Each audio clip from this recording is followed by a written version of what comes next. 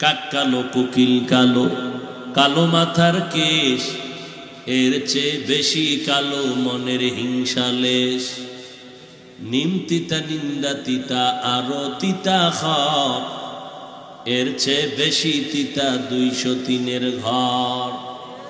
একটা কাক যখন বাচ্চা দেয়, হায়াতুল হায়ওয়ানে আছে, 3 দিন পর্যন্ত কাক বাচ্চার কিনারায় যায় না। কারণ বাচ্চা যখন দুনিয়াতে আসে, কাকের বাচ্চাটার শরীর থাকে সাদা, কোনো পশম নেই। 3 দিন পর্যন্ত মা কাছে যায় না ভয়। এই 3 দিন পর্যন্ত বাচ্চারে কে খাওয়ায়? কেমনে খাওয়ায় জানেননি? মা কাছে যায় না, দূরে থাকে ভয়ে। ওই বাচ্চাটা বাসার মধ্যে থাকে সাদা, কালো পশম উঠে না, 3 দিন লাগবে উঠতে। আল্লাহ ওর জন্য 1 শ্রেণীর উড়ন্ত পোকা পাঠায় দেয়, উড়ে আরো ঠোঁট দিয়া হা করে চাপ দিয়া ধরে আর খায়। এই পোকাগুলো খেয়ে খেয়ে 3 দিনের ভিতরে সে একটু কালো রঙের পশম পায়। এরপরে মা ভয়টা কাটে, বাচ্চার সামনে হাজির হয়ে যায়।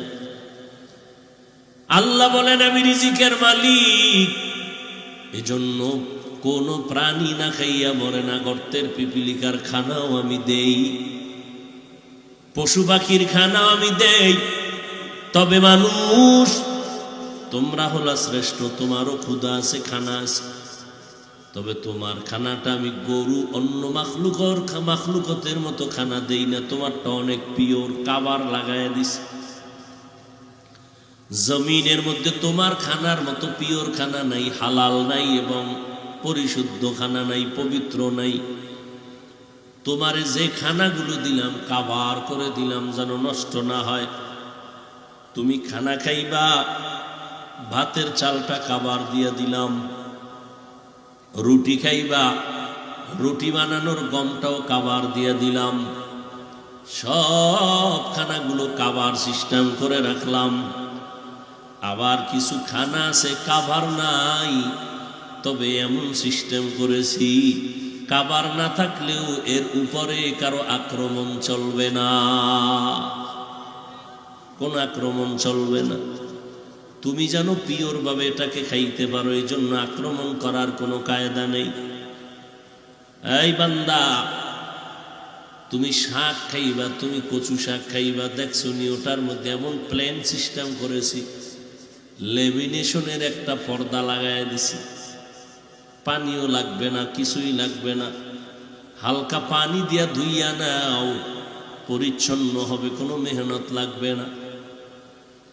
আল্লাহ বলেন, এরে গোলাম,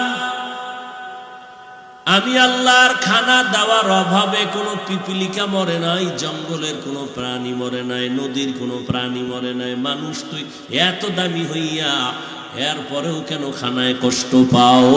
এটা আল্লাহর কারণে না, বান্দা তোর চরম অপরাধ আর অন্যায়। এই শীতের মধ্যে ফজরের সময় ঠান্ডা পানি দিয়া ওযু বানাইয়া নামাজ পড়তে কত কষ্ট রে বাবা, তারপরও নামাজ ছাড়ি। এর কারণ একটাই রে যুবক, আমার মাওলার কোরআন সত্য, নবীর কথা সত্য, কোনো মিথ্যা নাই। ওই কোরআনে আল্লাহ স্পষ্ট যত বয়ান করেছেন তাও সত্য। নেক আমল যারা করবে তারা জান্নাতে যাবে, গুনাহ যারা করবে জাহান্নামে যাবে। আল্লাহ কোরআনে বয়ান করেছেন, ইন্নাল আবরারা লাফি নাঈম ওয়া ইন্নাল ফুজ্জারা লাফি জাহিম। নেক আমলওয়ালারা জান্নাতের পথিক, গুনাহ যারা করবে তারা জাহান্নামের পথিক। ও আল্লাহর বান্দারা, 1 সেকেন্ডের আযাব সহ্য করার শক্তি নাই, একটা মশার কামড় সইতে পারি না। গুনাহ নিয়ে কবরে গেলে 2 পার্শ্বের মাটির চাপ কেমনে সহ্য করো? একটা বেতের বাড়ি সইতে পারি না, জাহান্নামের আগুনের গরম কেমনে সহ্য করো? ও আল্লাহর বান্দারা, লক্ষ লক্ষ নবীরা কান্না করেছেন, লক্ষ লক্ষ সাহাবায়ে কেরাম কান্না করেছে, কোটি কোটি হাজার লাখ কোটি উলামায়ে কেরাম আজীবন কান্না করে গেলেন। জান্নাতের টিকিট পাইয়া সাহাবায়ে কেরাম জীবন ভর যদি কান্না করেন জাহান্নামের ভয়ে, তো আপনার আমার কি পরিমাণ কান্না করা উচিত? আপনার আমার তো কোনো ইলম নাই, কোনো আমল নাই, এরপরেও চোখে পানি নেই রে বাবা।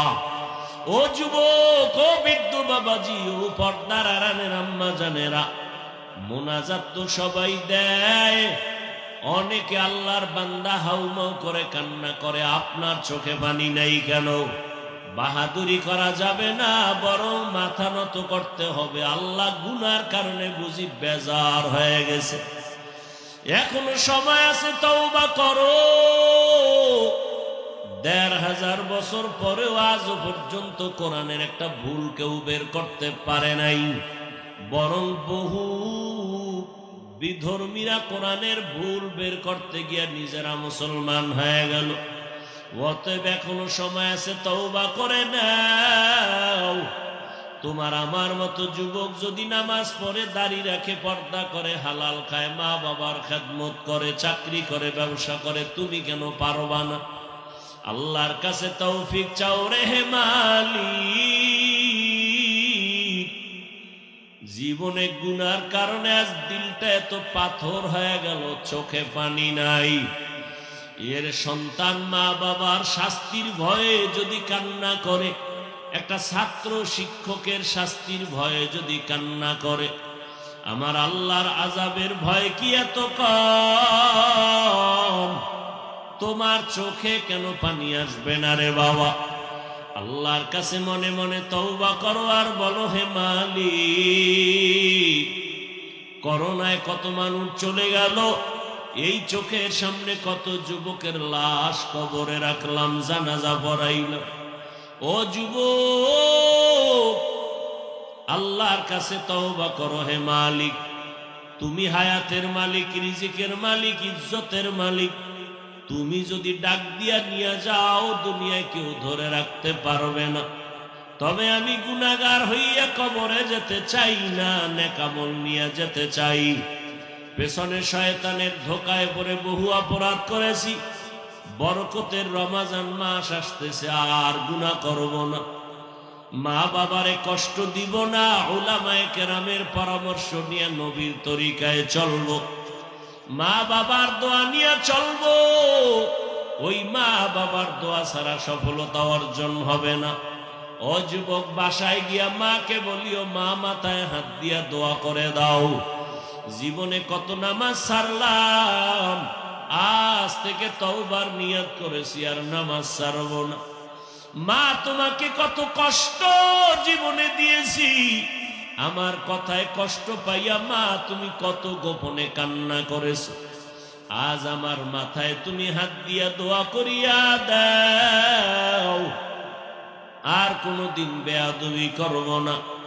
আল্লাহর বান্দা যদি অন্তর তৈরি হয়, মরিয়া গেল আর আল্লাহকে বেজার করবা না, নবীর তরিকা ছাড়বা না। উলামায়ে কেরামের পরামর্শ নিয়া, মা বাবার দোয়া নিয়া চলবা। তওবা করার মতো যদি নিয়ত হয়, খাঁটি তওবার নিয়ত যাদের আছে, রমজানে একটা রোজাও ভাঙবা না। সুস্থতার মালিক আমার আল্লাহ, রিজিকের মালিক আল্লাহ। এক ওয়াক্ত নামাজ ছাড়বা না। রমজানের তারাবিও যেন ছুটিয়া না যায়। তাহাজ্জুদের সুযোগ আছে, ছাড়া যাবে না। বেশি বেশি কোরআন তেলাওয়াত করে গুনাহমুক্ত হব। এরকম যদি পাক্কা তওবার নিয়ত কারো অন্তরে থাকে, আল্লাহর মোহাব্বতে দুটো হাত আল্লাহকে দেখাইয়া দেই। আয় আল্লাহ, আমাদের হাতগুলো কবুল করে নেন, তওবা কবুল করে নেন। তওবার উপরে মজবুত হইয়া চলার তৌফিক দান করেন, আমিন। আলহামদুলিল্লাহি রাব্বিল আলামিন, والصلاة والسلام على سيد الأنبياء والمرسلين وعلى آله وأصحابه أجمعين يا أرحم الراحمين يا أرحم الراحمين يا أرحم الراحمين রব্বিরহামহুমা কামা রাব্বায়ানি সগীরা اللهم إنك عفو كريم تحب العفو فاعف عنا اللهم إنا نسألك رضاك والجنة ونعوذ بك من سخطك والنار ও দয়ার মালিক গুনাহের বোঝা নিয়ে আপনার দরওয়াজায় হাজির আয় আল্লাহ শয়তানের ধোকায় পড়ে গুনাহ করেছি আজ তওবার নিয়ত করেছি আর গুনাহ করব না আয় আল্লাহ আর কোনদিন বেয়াদবি করব না নবীর তরিকা মানিয়া চলবো মেহেরবানি করে আমাদের সবার তওবা কবুল করে নেন আল্লাহ আয় আল্লাহ মাহফিল কবুল করে